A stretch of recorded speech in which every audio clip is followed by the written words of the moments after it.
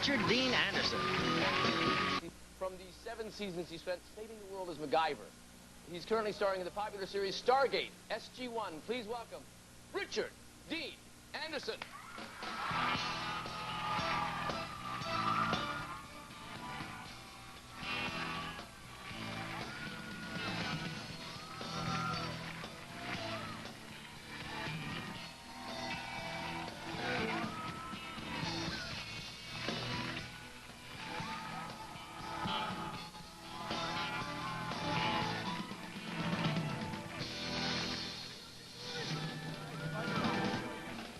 Everything. Oh yeah, no, there's money well spent. Sit down. I can't sit be. Oh, I must say. Oh, I must say. Hi, Rick. How are you, Marty? Friends call him Rick. I know you from the gymnasium, don't I? Yeah, we have a mutual friend. Well, Sally was on the show. Sally, get out, really? Sally Linden, she taught Pilates. Very nicely. Yeah. I've recently been introduced to Pilates, just because it's low impact, and I have many the injury to attend to. And you just turned, you had kind of a big celebration, didn't you? You turned... I turned 50! 50? Listen, I'm right behind you, March 26th. Get out. Big Seriously? 4-0. No, I kid. 5-0, yes, absolutely. Yeah. Yeah, I survived it okay. What did you, I would imagine you got very, very drunk. But it's just a theory. I mean, you want on your 50th birthday, you have to celebrate. Like in my 20s, and I had turned 50, I probably would have gotten very drunk. But no, I don't drink anymore, thank God. That era is over. Yeah. But no, I actually was... but you did some partying in your day. Oh, God, yes. Oh, yeah, Oh, good Oh, Lord. sure. Oh, yes. Oh, yeah. Oh, No one's denying that. I have... What'd you do? I don't have the police record to prove it, but I certainly did skirt a lot of danger in those days. Yeah. What did you do on the big day? Well, the actual day was January 23rd, and I, as a symbolic gesture of the adventures to come for the rest of my life, I'm a big skier. I'm just a fanatic about it, and I wanted to be skiing on that day. I just spent 2 weeks in Vail with my family. I've had a glorious 2 weeks, but the 23rd was a week later. Went to Kansas City, came back, and I had hurt my back. I had been doing a little, I guess we'd call it out-of-bounds skiing. Oh, of course we would. We were out of bounds. Yeah, because you're out of bounds. But that's the name, out-of-bounds skiing. Yeah, yeah. It's illegal, and I didn't want to say that on the air, but... No, is that illegal? Well, yeah, for I thought it's just kind of daring and reckless and nuts, from my perspective. Yeah, and if I had learned some lessons of the past, I would have made it illegal for myself to do something like that. So you go off out of bounds. Yeah, and I don't consider myself an extreme skier anymore. I have to get that out of my vocabulary because I'm 50. No, calm down. Yeah, Come on. And I have a little bit of a history of some injuries that tend to haunt me. But let's list them. You've broken your knee. Both knees. Yeah, all right. You've had surgeries. I know you've had surgeries on your knees. Both my feet have been reconstructed, kind of. Both knees have been, one of which has been, I'm getting booed. What is this? I got a hiss. Both knees, I've had a double laminectomy, back surgery, 2 concussions, 2 broken arms, 5 broken fingers, and... Well, it's too reckless. Well, how about those thumbs, huh? Yeah. Well, no, it's just ludicrous. So you're out-of-bounds skiing. You're going down this so anyway, long story, way too long. I step out of the boot, and I hurt my back. Again, and it turns out that I couldn't be skiing on the 23rd of January, so as a symbolic gesture, I slapped on my wetsuit and jumped in the ocean on a cold, rainy day in mid-California. I want to say Malibu, but we're north of there. And it was just a, symbolic gesture. I remember, truthfully, when I turned 30, I wanted to be in the best shape I'd ever been in. And the day before, I was going, and completely pulled my back, and that day was like a 90-year-old man. Yeah. And there's nothing, these milestones are goofy. They really are. They're silly. You know what, I'm, all modesty aside, easy for me to say, I'm kind of proud of myself only in that I've survived. Mm-hmm. And I have friends... Do you think you're wiser? Yeah, oh yeah, much. Yeah. In fact, I've been blessed with the most glorious woman imaginable and the most glorious baby imaginable. We saw on the bumper, little Wiley. Yeah. Yeah. And so she's 18 months, but she lies about her age. She lies about her age? Yeah, we're not quite sure. Yeah.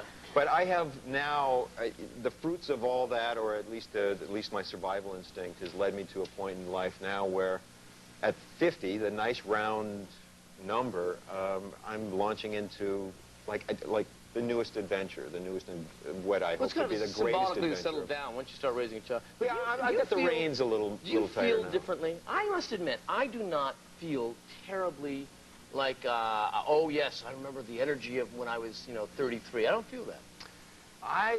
When I look at myself naked, I'm frightened and I have all the mirrors blacked out. Don't get me wrong. Yeah. But I'm talking about energy-wise.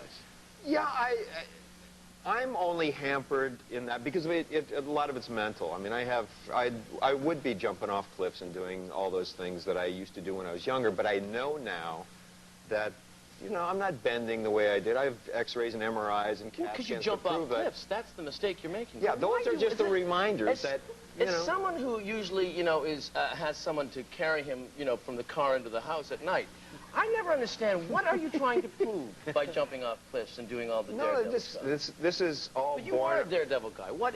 Well, it's all born of... You macho types. I survived the 60s. Yes, you did. Well, I mean, we're of the same era. Yeah. The 60s, the 70s, and, most of the 80s.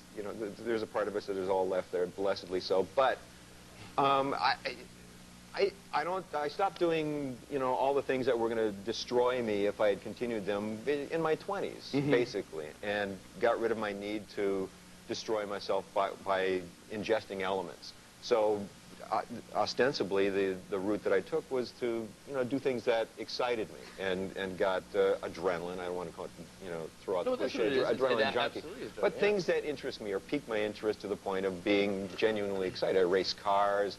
I jumped out of airplanes. But I think that once you have kids, truthfully, you have to reevaluate how important all that stuff is, because you're now, everything you do is now, you're acting on behalf of not just yourself. You can't just do that anymore. Completely. You have to jump out of that car and say, I'm going to race this car, and maybe I'll be killed, and then my, daughter won't have a father. Virtually everything, I mean, I swear I'll get all misty about this, but my baby has altered the course of my life in the most positive way imaginable. It's, and the relationship I have with April is blossoming in probably the apex of my life, in relationships and in life in general. But you're right, the baby now is holding one of those reins. It's all very symbolic and almost cosmic. It's wisdom, my friend. You're 50 and you're wise.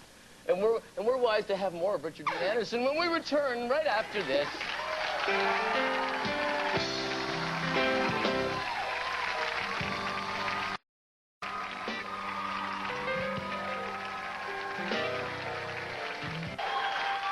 Richard Dean Anderson, everyone. Thank you. You know what? You once told me, actually a few years ago, because I'm Canadian and you're not, that... I'm an honorary Canadian. I'm from Minnesota. That's true. That's pretty close. It's pretty close, eh? Take off. You don't say A, though, right? Well, actually, that far north, up in the Iron Range, they do say A. Iron Range. On the Iron Range, up there near Duluth. You go northeast out of there, and it's just south of Winnipeg, eh? Yeah, so you're like an honorary. The boathouse, yeah. But I'm an honorary Canadian and an aficionado. Would you tell me that you took this bike trip at 17 across Canada? Oh, yeah. This is Exposed Richard Dean Night. That event altered the course of my early years, my history. I was 17 because years old. Because there was no seat on the bike. Isn't that what you told me? No. Why did one...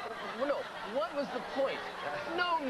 Oh, please. Oh, yeah. You make your own thoughts on that one. No, but why did it alter your life? The Soprano. Yeah. Well, I was on the verge of being I had a great potential of being a phenomenal juvenile delinquent. At 17, I was primed. By the little thread, you could be in prison now, couldn't you? Yeah, one way or t'other.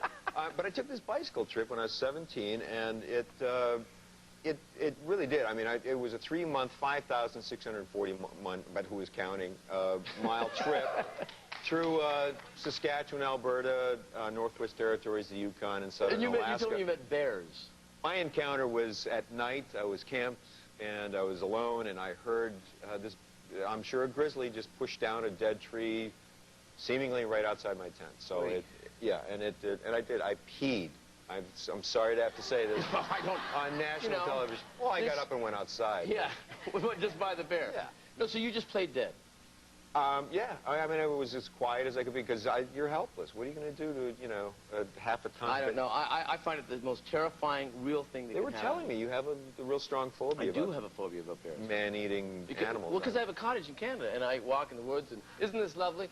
Where's the bear? And then I call, Jeeves, and he escorts me back. It's not, because I get scared locally. The other frightening thing that I find about you is that you're the only mime I've ever met, the professional mime. I've avoided mimes. I so thought we were going to skirt it. No, we're not going to skirt this. All right. You're a mime. You were a mime. I'm not a mime. I did some miming back in the... when I was trying to... No, but preface this now, because, This was 2 years ago. Yeah, I'm sure it was 25, at least 25 years ago I did my last wall, but... I did my last wall. Stair climb. Yeah.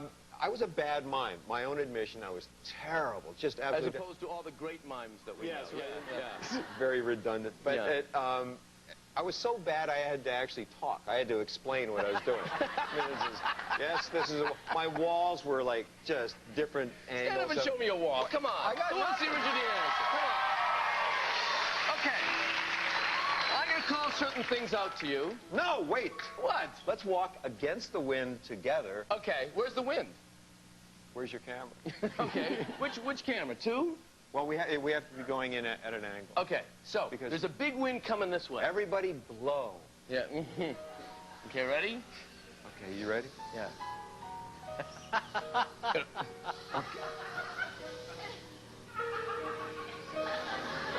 You're moving through space. See, there I go talking again. Okay. Now. Okay. Now. There's a wall. There's a wall right here. Yeah? Yeah. Here's how bad I was. Wait. Yeah. And pulling a rope. Pulling a rope. Oh, wait, it should be together. What is the point of being a mime? I never understood the point of being... It's the first mime in here. I was so desperate as an entertainer in those days. I was so desperate as an entertainer to feed myself that I would actually humble myself to the point of trying mime, to the point where I had to create bits that would work, and they were dirty. I mean, they were like... one of the titles was Little Boy with Big Penis. It was like, this was the title of it. And so you were working blue as a mime? Yeah, in white face. In white face. Yeah, none of it makes sense. It was very embarrassing, and so was that. But not anymore. You have a hit new show. Yes. Yeah, I mean, you're the legendary MacGyver, of course.